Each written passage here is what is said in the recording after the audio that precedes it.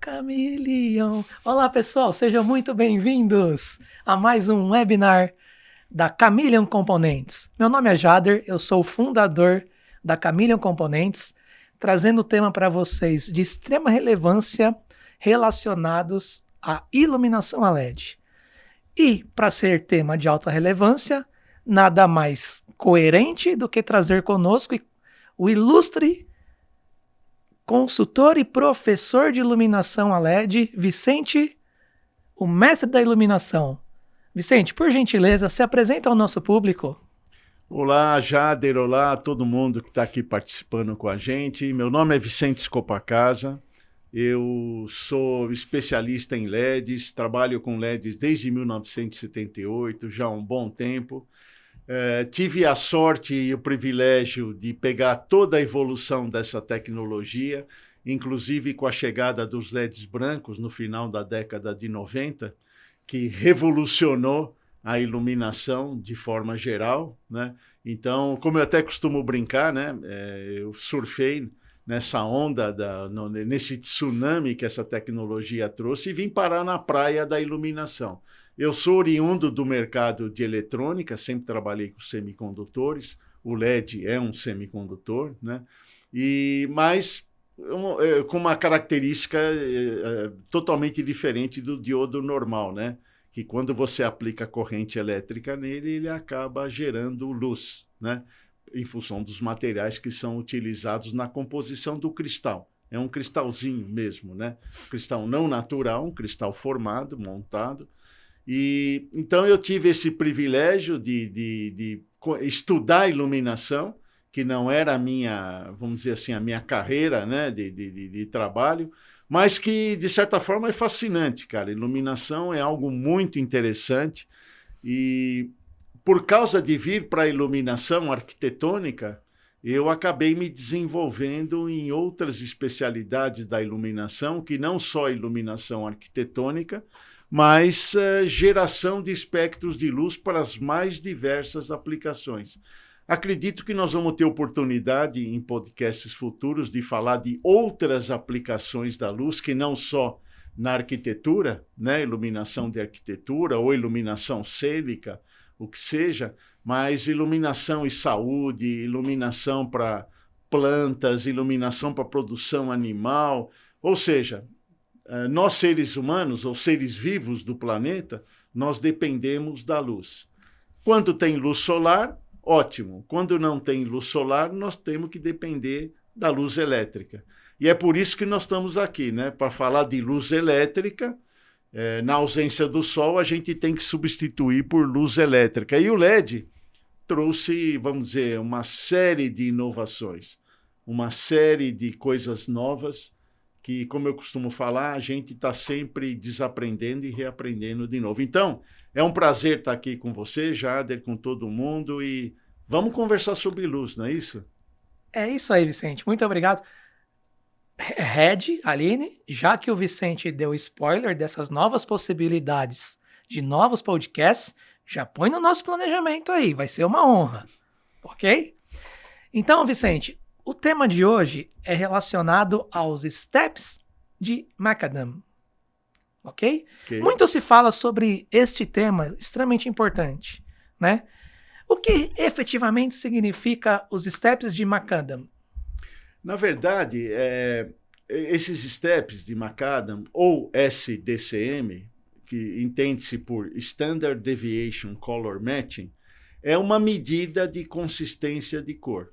Porque nós humanos, nós percebemos cor diferentemente, ou seja, muito provavelmente eu não tenho a mesma percepção de cor que você tem, por causa da minha idade, provavelmente, né? Apesar de não ser daltônico e você não ser daltônico, né? Não ter esse desvio de daltonismo, que isso obviamente compromete, né? De forma mais impactante a percepção de cor, mas considerando pessoas com visão normal, dependendo de algumas características, como a idade, por exemplo, o sexo, aspectos culturais, a gente tem percepção de cor diferente. Então, os steps de McAdam, na verdade, foi um estudo realizado pelo McAdam. Esse estudo, se eu não me engano, ele é mais velho do que eu. Ele é lá da década de 40, por aí, né? E é interessante que até hoje ele é utilizado. Foi utilizado com lâmpadas, né? E quando vieram os LEDs adotaram também essa mesma métrica, né, de avaliação de consistência de cor. Então, hoje é muito comum você ver em especificações de fontes de luz, quer seja LED, quer seja luminária, o fabricante se referir a controle de consistência de cor baseado nesse estudo do McAdam. Então, eu vou falar aqui, rapidamente, como é que ele fez esse estudo, né? Ele foi um estudo feito com várias pessoas. Isso, de novo, se eu não me engano, no final da década de 40, dos anos 40, do século passado, né? E ele fez o seguinte, para isso eu vou mostrar aqui no gráfico, né? Você viu que eu tenho duas cores ali, né? Do lado esquerdo eu tenho uma cor verde e do lado direito uma cor meio ocre, né? Meio, sei lá, talvez eu não esteja vendo a cor precisamente como é, né? Então, o que ele fez? Ele usou o diagrama CIE 1931, esse color space que vocês estão vendo aqui na parte inferior do slide, onde ele selecionou algumas cores, né? Verde, vermelho, azul, e também na região do branco, que é a região central ali do diagrama, ele escolheu algumas cromaticidades de branco também. Cerca de 25 cores ele escolheu no diagrama, né? E o que ele fazia? Ele projetava no lado esquerdo, ele projetava uma determinada cor, onde ele sabia exatamente qual era a coordenada de cromaticidade daquela cor, né? Porque esse diagrama, ele tem no eixo horizontal a coordenada x e no eixo vertical a coordenada y. Então, através de um determinado valor de x e de y, você consegue plotar no gráfico exatamente aquela cor. Então, ele projetava essa cor do lado esquerdo, e a pessoa que estava fazendo o teste, ela tinha um controle tipo RGB, verde, azul, vermelho, onde ele ia ajustando até ele achar que ele tinha encontrado a mesma cor do lado esquerdo, né? Então, ele ia ajustando e chegava uma hora ele falava, a cor que eu ajustei, eu estou vendo exatamente como a cor do lado esquerdo, tá? Aí, o que o McAdam fazia? Ele media a cromaticidade daquela cor que a pessoa tinha escolhido, né? Então, eu vou dar um zoom, por exemplo, essa cor aqui, né? O verde. A pessoa falava, olha, ele tem um ponto central, né? Que é o ponto do lado esquerdo. Aí a pessoa falava, tá bom, eu estou vendo... Aí ele marcava o XY. Aí ele trocava de pessoa, colocava a cor verde do lado esquerdo, né? Por exemplo, ele fez isso com 25 cores. Aí a pessoa ia ajustando a cor, né? Chegava uma hora, falava, eu estou vendo a mesma cor nos dois lados. Aí ele media o XY, tá? Então, e ele fez isso com várias pessoas e chegou à conclusão o seguinte, que essa distribuição sempre estava representada numa forma de elipse, tá? Ou seja, do ponto central, porque cada pessoa tinha uma percepção da cor diferente, elas não conseguiam ajustar o mesmo XY, né? Por quê? Porque nós enxergamos cor diferente, nós temos percepção de cor diferente. Então, ele percebeu que para cada cor, a distribuição da seleção que as pessoas faziam representava essa forma de elipse. E que, por isso que o estudo é chamado as elipses de McAdam, tá? E o que ele chegou à conclusão? Ele chegou à conclusão seguinte, que naquela elipse, um step só, que é uma elipse só do teste, ninguém percebia diferença de cor, óbvio, né? Independente do cara ter escolhido, né, da pessoa ter escolhido um XY diferente, significa que aquelas pessoas estavam vendo a mesma cor, tá certo? Então, ele fez esse teste e, na verdade, seguindo aqui adiante, né, eu vou projetar um outro slide. Essas foram as cores que ele escolheu no ensaio dele, né, no teste dele. Como vocês podem ver, tem várias cores representadas e tem a cor branca, que é a central ali, né, a parte central do gráfico, onde ele também fez esse mesmo ensaio. Tá? Então, bom, ok. Aí a indústria pegou esse estudo e começou a ampliar essas elipses, porque cá entre nós é muito difícil você ter a mesma reprodução, no caso de você, por exemplo, um LED, né? Você fazer o LED sempre com aquela mesma distribuição de uma elipse. Depende de material, processo produtivo, uma série de coisas. Engenharia de processo, exatamente, de materiais. Envolve uma série de fatores que não é difícil ter esse controle, fazer com que todo mundo consiga fazer a distribuição e manter a consistência dentro de uma elipse. Perfeito. Então, o que eles fizeram? Eles foram ampliando essas elipses, né? E chegaram até 7 steps, tendo o mesmo ponto central.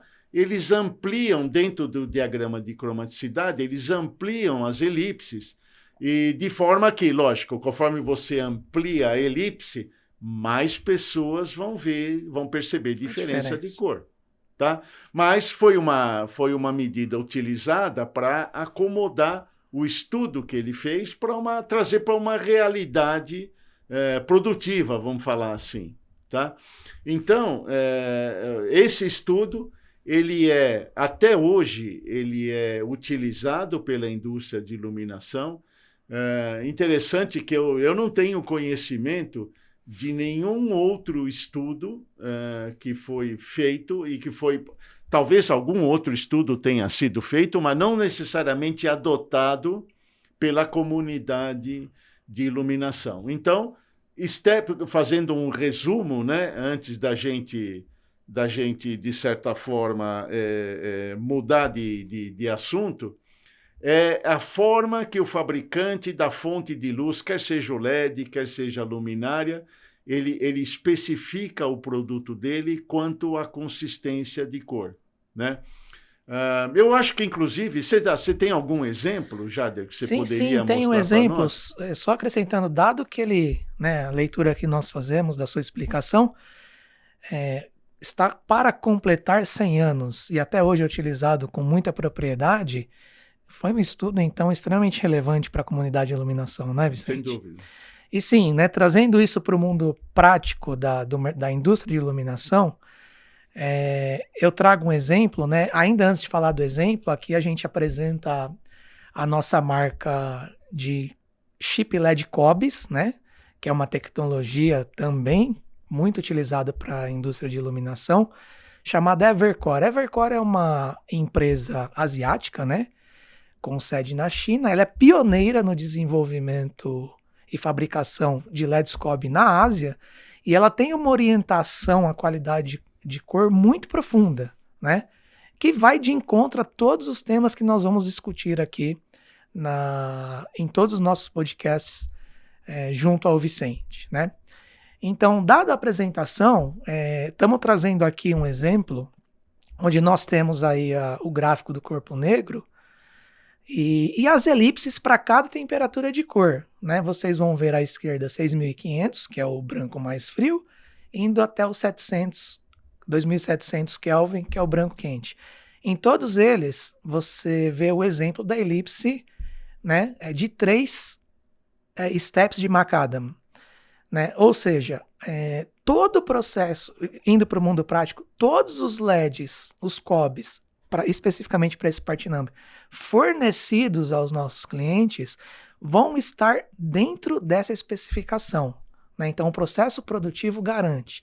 Então, veja, toda a explicação do teórica, que na verdade foi um experimento empírico, né, que virou uma realidade científica muito correta e usual, traduzido para uma situação prática de fabricação de produto. E na produção isso é integralmente garantido, né? Nesse caso, dentro do Step 3. Né?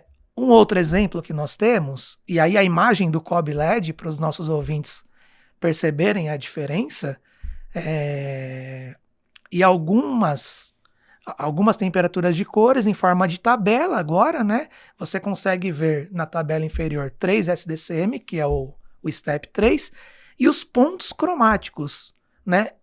Em podcasts anteriores, o Vicente explicou muito bem, fizemos até simulações dessas coordenadas para a gente achar o ponto cromático, na ocasião com LEDs da nossa marca SMD Manlux, e agora exemplos com Cobb da nossa marca Evercore.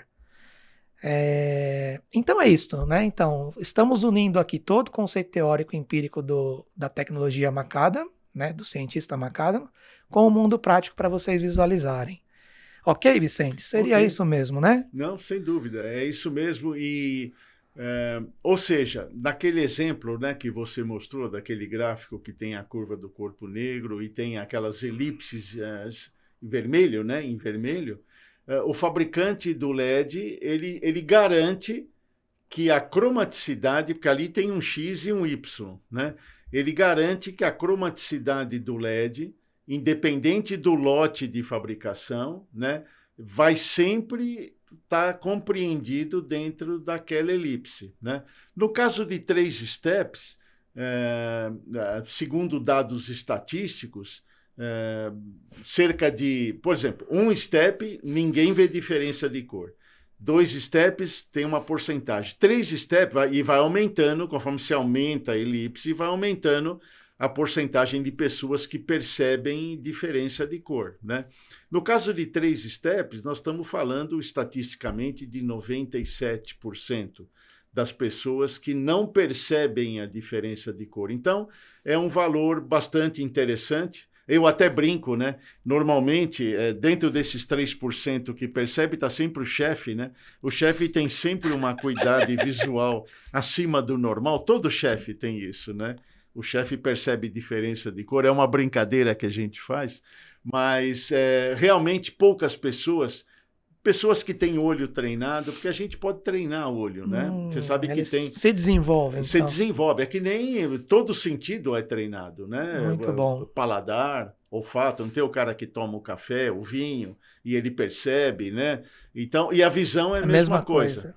Só que a visão, dos 5 sentidos, a visão representa 85% da nossa sensibilidade. Ela é super importante, né?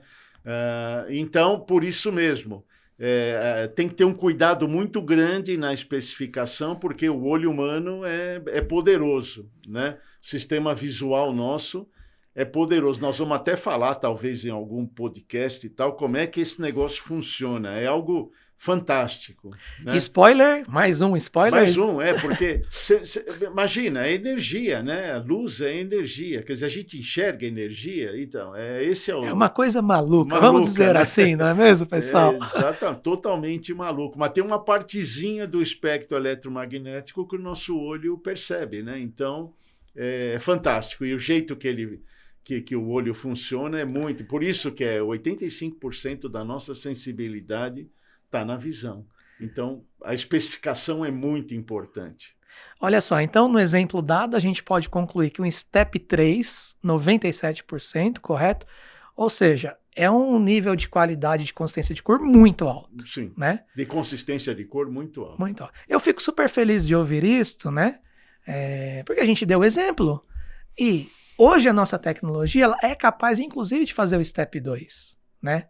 Existe tecnologia para isso e a Evercore é competente para isso também. Se em um futuro, em breve, né, os nossos lindos projetistas passarem a exigir esse nível de autenticidade de cor, a gente pode chamar os 3% remanescente lá do Step 3 para validar o Step 2, então. Na verdade tem fabricantes... Brincadeiras hoje, à parte? Não, mas tem fabricantes hoje que já estão fornecendo alguns produtos com Com 2 steps. steps. Muito bom. Apesar que tem uma outra coisa interessante que talvez seja bom a gente levantar.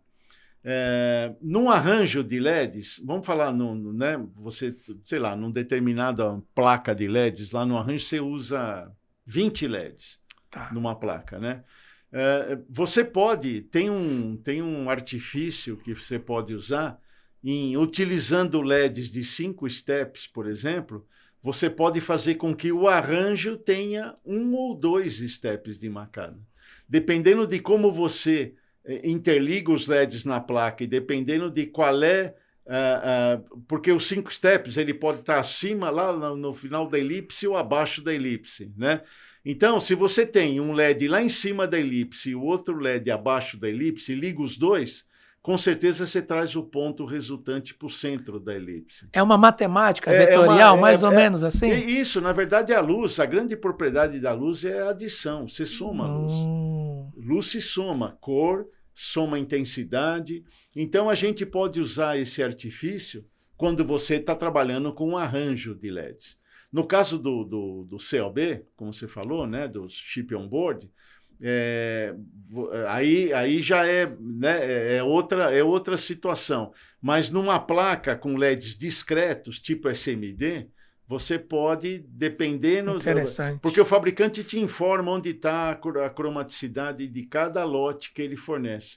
Então, na hora de montar a placa, você usa um, usa outro, como se fossem componentes diferentes, mas numa determinada região da placa para que essa soma... É interessante, isso pode dar um trabalho, lógico, né? Porque você tem que programar o equipamento para pegar o LED certo e colocar na posição certa da placa, mas o equipamento, hoje o computador lá, o Pick and Place, ele faz isso tranquilamente. Então, tem esse artifício também para você, com LEDs com maior step, fazer com que o arranjo tenha... Muito interessante. Tem.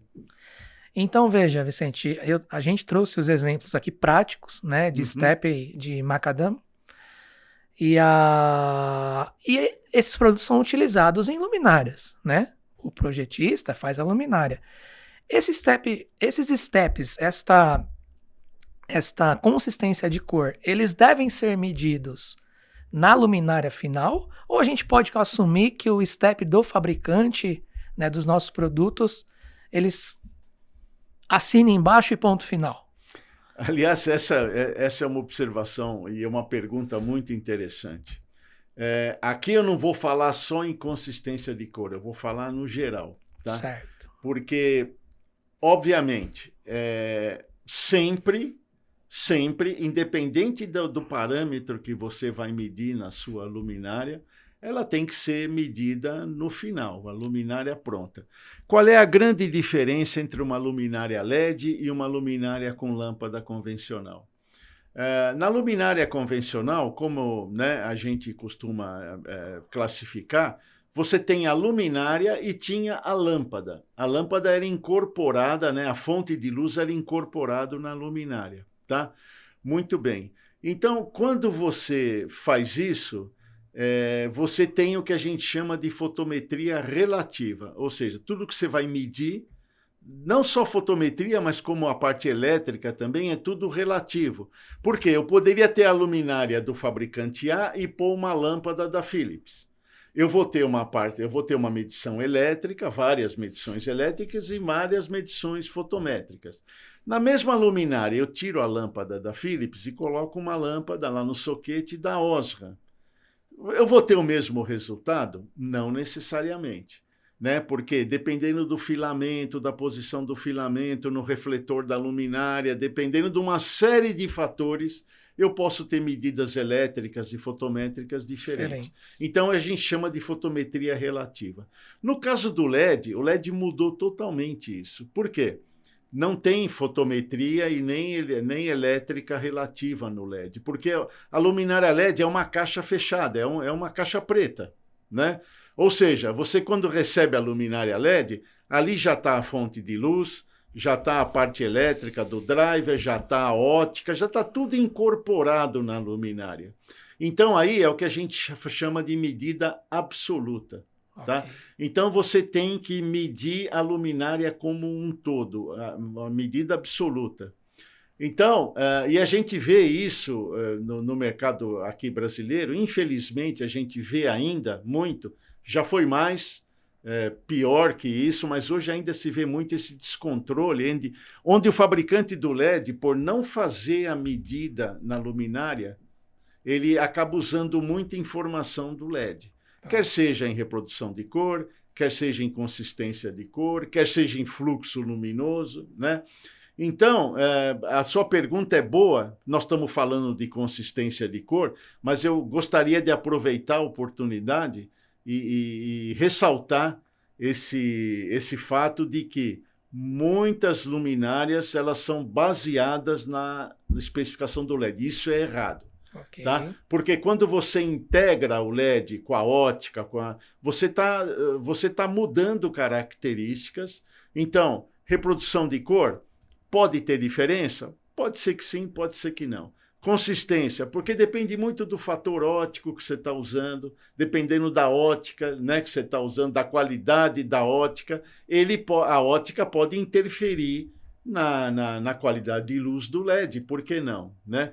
Dependendo da parte elétrica que você está utilizando, ele pode interferir também na qualidade do LED. Então, respondendo sua pergunta, não só para esse fato de consistência de cor, é muito interessante que a luminária seja, todos os parâmetros da luminária, aqueles que o fabricante especifica lá na folha, né, de especificação, que sejam feitos no nível da luminária, porque isso pode, de certa forma, levar a uma vamos dizer, a uma medida ou uma especificação errada, e isso prejudica quem vai projetar a luminária no ambiente, né? Porque normalmente a luminária, quando ela vai ser instalada num projeto, tem alguém que faz o projeto luminotécnico, que é normalmente um arquiteto, um lighting designer e tal. Então, se ele parte de informações erradas, obviamente o projeto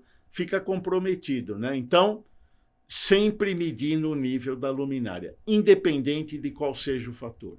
Muito bom, né? Muito bom. Então, pessoal, não devemos especificar luminária com especificações dos componentes, né?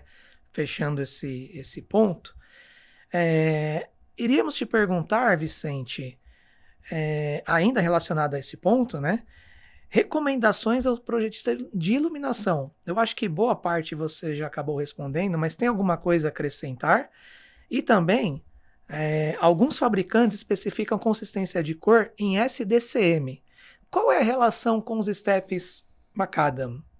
Né? Ok. Bom, então vamos lá. Eu vou aproveitar para responder essa pergunta usando mais esse slide aqui que a gente está projetando, né? O que eu peguei aqui? Eu peguei uma parte, eu peguei a norma da ANSI, a C78377, que é uma norma internacional, que na verdade é uma norma norte-americana, mas ela é utilizada internacionalmente, tá? Inclusive aqui no Brasil, a gente se baseia, em muitos casos e muitas situações, na norma da ANSI.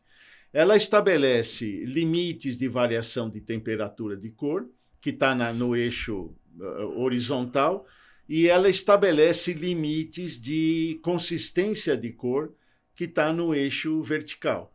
Então, por exemplo, eu peguei a norma e vou dar um zoom na temperatura de cor de 2700, como exemplo, porque isso vale para qualquer temperatura de cor, tá? Então, o que acontece?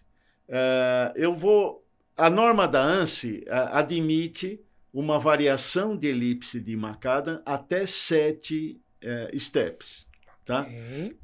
Que está representado por essa elipse vermelha que vocês estão vendo no gráfico, ok?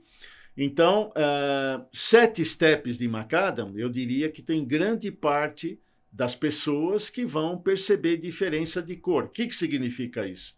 Se a cor tiver na parte superior da elipse e na parte inferior da elipse, mesmo com a mesma temperatura de cor, nós vamos perceber diferença de aparência de cor, tá? Que a gente trata como consistência, né? Ou inconsistência no caso, né? Seria uma inconsistência. Muito bem. Aí, quando a gente parte para 5 SDCM, que é essa elipse verde, o que aconteceu? Nós diminuímos a área de variação, concorda? Porque a elipse verde é menor do que a elipse vermelha. Então, o que acontece? Com 5 steps ou 5 SDCM, daqui a pouco eu explico bem a diferença, né? As pessoas, menos pessoas vão perceber diferença de cor, vai diminuindo, né? Por quê? Porque nós estamos trabalhando numa área de cromaticidade menor, tá?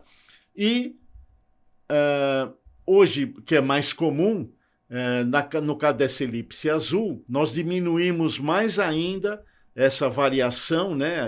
O campo de variação de cromaticidade, então menos pessoas vão observar diferença de cor, tá certo? Então, qual é a recomendação? Bom, e uma coisa que eu aprendi muito quando eu vim para a iluminação, uma coisa é a fonte de luz, outra coisa é a aplicação, o projeto em si, tá? A gente pode, para iluminação de arquitetura, vamos falar assim, né? Quando eu chamo de iluminação arquitetura, eu divido em 2 grandes grupos. Iluminação cênica, que é aquela iluminação de palco, né? Que tem uma característica muito própria, e a iluminação de arquitetura, que pode ser iluminação indoor, de espaços, de ambientes internos, e iluminação viária, iluminação pública, né? Que a gente pode considerar como uma iluminação de arquitetura também, né? E esses 2 segmentos, eles apresentam características totalmente diferentes, né? Então, vamos dar um exemplo. Iluminação pública. Hoje, a grande parte da iluminação pública já utiliza LED, né? Mas ainda a gente tem luz ainda com sódio, vapor de sódio de alta pressão, que é aquela luz amarela, né? Que a gente via há muito tempo, hoje já está mudando, mas ainda tem algumas regiões do Brasil, né, que se utiliza a lâmpada de sódio ainda. Então, quando a gente for analisar qualidade de luz, quando eu falo de uma lâmpada de sódio, eu diria que ela tem a pior qualidade de luz que tem. Ela tem vantagens em termos de eficácia, na época, né, a luz de sódio era a fonte de luz mais eficaz, e também o tipo de cor que ela emite, ela é menos agressiva para o meio ambiente à noite, né, do que uma luz estritamente branca, que normalmente é utilizada em iluminação pública quando se utiliza LEDs, né? Então, então você pode ver por aí que a iluminação viária ela tem uma característica e necessidades totalmente diferentes de uma iluminação indoor. A iluminação indoor, ela, por questões de você estar mais próximo da fonte de luz e tudo mais, a percepção de mudança ou de inconsistência fica muito maior. Então, a recomendação que a gente dá para o projetista, hoje, né, algo bastante atual, é que se você vai fazer um projeto de iluminação indoor, e que seja um projeto, vamos dizer assim, com um certo grau de exigência, o ideal é você especificar 3 steps de macadam ou 3 SDCM, porque com isso você vai garantir uma boa consistência de cor. O que é consistência de cor? É você estar num ambiente e, de repente, tem várias luminárias, né, te iluminando, aí você olha e vê uma, olha a outra e fala, gozado, ambas são brancas, mas aquela está um branco mais amarelado, aquele está um branco mais esverdeado, aquele está um branco mais rosado, né, que a gente via muito em lâmpada fluorescente, aquelas tubulares, né. Nos primeiros LEDs, essa inconsistência de cor era fantástica. Hoje, felizmente, os fabricantes estão conseguindo diminuir essa área no diagrama de cromaticidade e fazer com que a consistência de cor seja melhor. Então, para iluminação indoor, eu diria que 3 steps de macadam seria o ideal. Já para iluminação outdoor, Não vou falar em temperatura de cor, né? Porque isso aí é um outro assunto, tá? Isso é inclusive Um tanto quanto polêmico, né? Polêmico, muito polêmico. A norma brasileira teve uma revisão na 5101, que é a norma de iluminação pública, e que os valores de temperatura de cor foram baixados, né? Foram diminuídos. Isso eu acho altamente interessante. Por quê? Porque isso mexe com toda a ecologia do planeta, né? Uma luz branca, ela interfere em muitas coisas que não necessariamente são boas, né? Então, eu não vou entrar nesse aspecto, eu concordo que a iluminação pública viária tem que ter uma temperatura de cor mais quente, sem dúvida nenhuma, tanto que nos Estados Unidos, por exemplo, eles começaram com iluminação pública LED muito antes aqui do Brasil. E, obviamente, na época que começaram, não tinha LED branco quente. Por incrível que pareça, que o branco quente veio depois. Os primeiros LEDs eram brancos frios, né? Então, toda a iluminação pública foi feita baseada em luz fria. E aí começaram a perceber que isso estava causando algum desequilíbrio ecológico, migração de aves, vagalume, sei lá, tinha um monte de coisa que a iluminação elétrica começou a influir. Iluminação, biologia. Olha só que interessante. Quão profundo a relação. Porque, né? De novo, luz é energia e ela interfere, tem aspecto que não é visual da luz, por fato de ser energia, que interfere no planeta, em todos os seres vivos. Né? Crescimento de plantas, e aí vai, né? Tem uma interferência grande, né? Tanto que tem várias cidades nos Estados Unidos que estão fazendo operação de retrofit. O que é isso? É trocar a iluminação para temperatura de cor mais quente, né? Então, isso eu acho que é um ponto interessante. Agora, em termos de qualidade de luz, independente se é luz quente ou luz fria, o LED já traz uma qualidade de luz muito boa, comparado com as lâmpadas de sódio, de alta pressão. Então, isso é algo que a gente não necessariamente tem que se preocupar, né? Eu me lembro uma vez, eu dei uma palestra no Corpo de Bombeiros aqui de São Paulo, o pessoal do SAMU, e uma reclamação que eles tinham era que, no caso de um acidente à noite, eles tinham dificuldade em reconhecer se era sangue da pessoa que no acidente ou se era óleo do veículo que tinha. Porque a iluminação, aquela iluminação âmbar, né, praticamente, aquele bem amarelo, ela não reproduzia a cor devidamente. Então, eles tinham dificuldade em reconhecer se era óleo que tinha resultado de um acidente ou se era sangue da pessoa. Uau. Então, e hoje, com o LED, independente se ele é 2.700, 2.200 Kelvin, ele tem uma reprodução de cor bastante boa que permite, por exemplo, que esse profissional consiga distinguir se é sangue ou não. Com tranquilidade. Com tranquilidade. Agora, consistência de cor na iluminação pública, aí já não vamos ser tão rígidos, né, e exigir 3 steps, porque não é necessário. Eu, pelo menos, não vejo como necessário. Então, a identificação da aplicação é muito importante, tá? E respondendo a outra pergunta, né, que você falou, da diferença entre... Na verdade, é só uma nomenclatura. Tá? Perfeito. Steps de Macadam é um negócio mais... Como foi resultado do teste, né? Se usou por muito tempo, mas a partir de alguns anos para cá, começaram a utilizar essa sigla SDCM. De novo, entende-se por Standard Deviation Color Matching, tem a ver com consistência de cor. E até próximo, né? Step D. E é exatamente a mesma coisa. 3 SDCM significa 3 Steps de Macadam. 5 SDCM é só uma forma diferente, mais assim, bonita, né? É bonito, né? Standard Deviation Color Matching, né? É bonito o termo, né? Do que Step de Macadam, porque o estudo foi em cima do eu gosto particularmente de falar o Macadam porque tem que dar crédito ao cara, né? Bom, na verdade... eu gosto. Você vê, foi olhando aqui isoladamente. É um trabalho que perdura até hoje, né? Mas que é bonito, Standard Deviation... Color Match. Color Match. Eu levei 1 ano para aprender a falar isso. Então eu vou levar 10. É isso aí. Muito bom. Então, Vicente, eu acho que em relação ao nosso tema de STEP de SDCM ou Macadam, fechamos por aqui, né? Então, vale a gente deixar os nossos agradecimentos, mais uma vez, ao público, ao próprio Vicente, né? O nosso mestre, consultor e professor de iluminação, né? E, mais uma vez, vamos ressaltar a Light Pro Academy, né? De propriedade do Vicente, onde eles fornecem diversos cursos de iluminação, né? Então, a gente vai colocar isto para vocês visualizarem, fazer as inscrições, entenderem melhor. Aproveitem, tá? Para todas as pessoas que estão relacionadas à iluminação, sempre vai gerar o devido valor. Light Pro Academy, Mestre Vicente como professor. Aproveite. Então, fechamos aqui. Vicente?